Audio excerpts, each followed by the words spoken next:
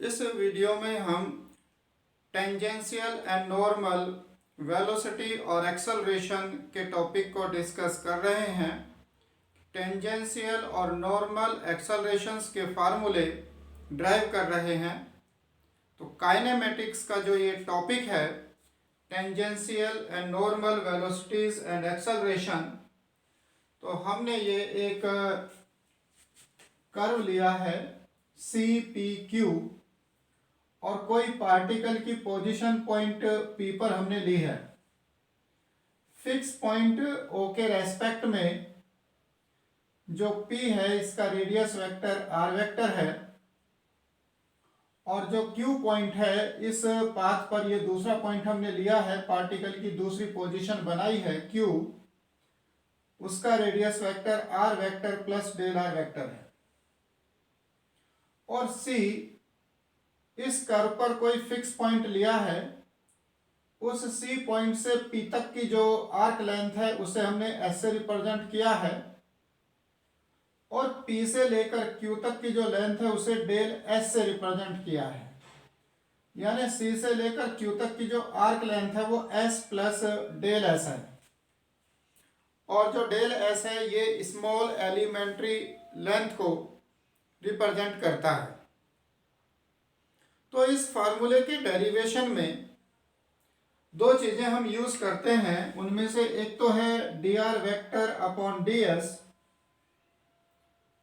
जिसे हम unit tangent vector कहते हैं और t कैप से रिप्रेजेंट करते हैं।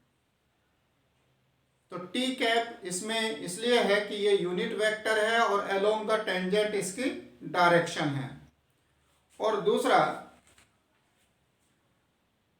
d t cap upon D T equal to D psi upon D T N cap, और ये है rate of change of unit vector.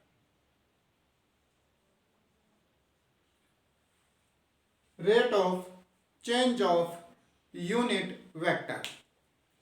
तो ये हम इस तरह से इसमें रिप्रेजेंट करते हैं, जहां पर T cap unit tangent vector ही है और साई जो पॉइंट P पर हमने ये टेंजेंट ड्रॉ की है उसका इनिशियल लाइन या एक्स एक्सिस से उसका ये एंगल है साई, और एन कैप जो है ये यूनिट नॉर्मल वेक्टर है, यानी इस टेंजेंट की जो परपेंडिकुलर डायरेक्शन है 90 डिग्री पर, उस डायरेक्शन में ये यूनिट वेक्टर है। तो जब हम वेलोसिटी कंपोनेंट लिखते हैं, velocity vector of particle at any point P,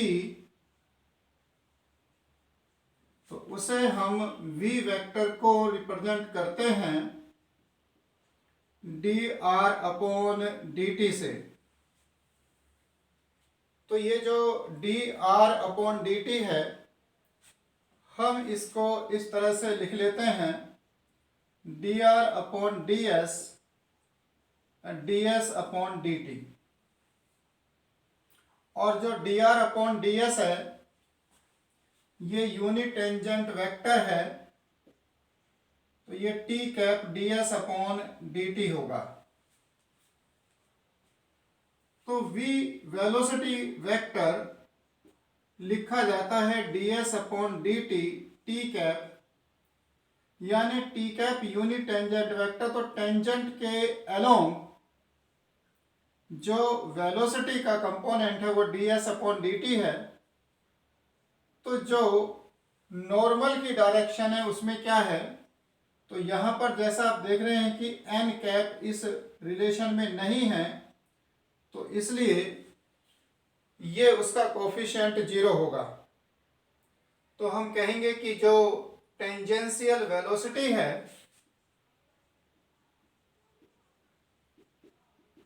tangential velocity ये equal to ds upon dt होगी, जहां पर s आर्क लेंथ है और इसकी पॉजिटिव डायरेक्शन होती है positive in the direction of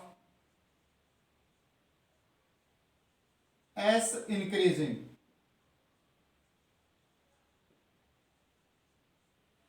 तो अगर हम सी फिक्स पॉइंट लेकर के एस को मेजर कर रहे हैं तो ये एस इस डायरेक्शन में इंक्रीज कर रहा है, तो इस डायरेक्शन में इसे पॉजिटिव लिया जाएगा।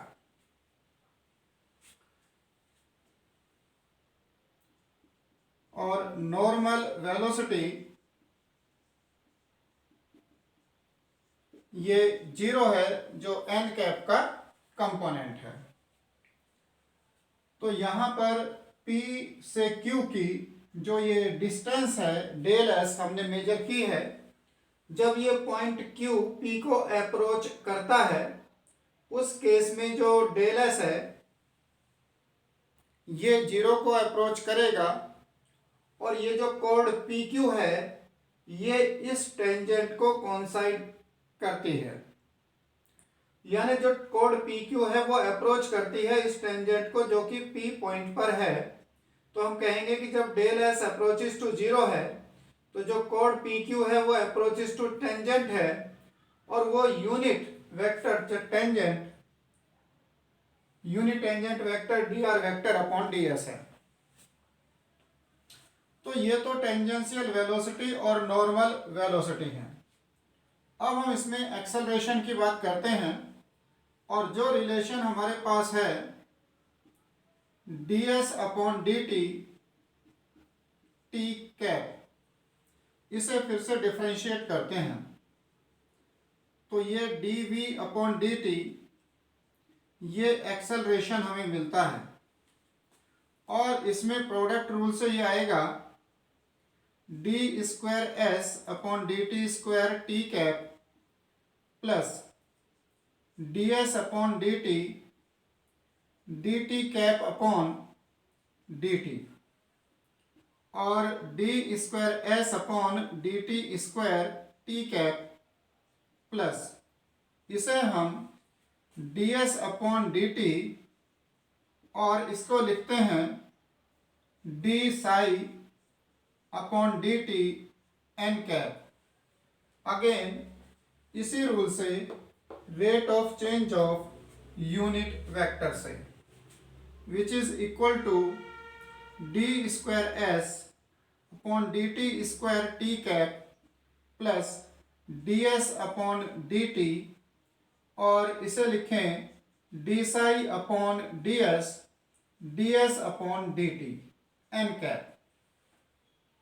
तो ऐसा लेने पर d square s upon dt square, तो ये तो कंपोनेंट बन जाता है t कैप की डायरेक्शन में यानी टेंजेंट के अलोंग, और ये ds अपॉन dt जो कि v से रिप्रेजेंट किया जाता है वेलोसिटी, तो ये v स्क्वायर होगा और ds upon D psi radius of curvature को शो करता है, तो ये v स्क्वायर अपॉन रो बनेगा n कैप। तो ds अपॉन dt v से लिखते हैं तो ये v स्क्वायर हो गया और ds upon D psi radius of curvature rho लिखा जाता है, तो ये अपॉन में रो हो गया। तो क्या फार्मूले इसके लिए हमारे पास आए हैं, ये बन गया टेंजेंशियल एक्सेलरेशन और ये है नॉर्मल एक्सेलरेशन। टेंजेंशियल एक्सेलरेशन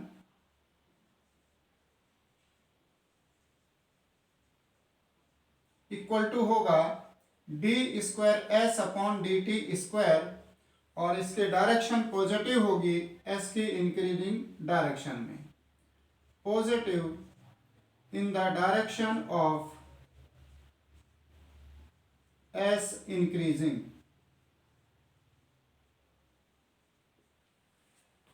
और नॉर्मल एक्सेलरेशन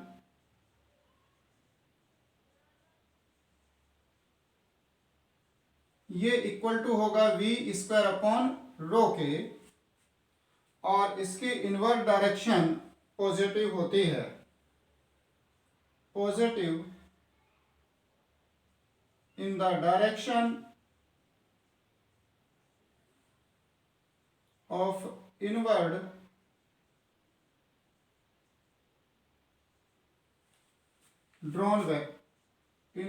ड्रॉन नॉर्मल। तो ये अंदर की डायरेक्शन में जो नॉर्मल ड्रॉ किया जाएगा, यानी अगर हम इस टेंजेंट के परपेंडिकुलर ये डायरेक्शन बनाएं तो ये पॉजिटिव v स्क्वायर अपॉन रो होगा। अंदर की तरफ जो डायरेक्शन है उसे इसमें पॉजिटिव लिया जाता है। अब रिजल्टेंट एक्सेलरेशन अगर लेना है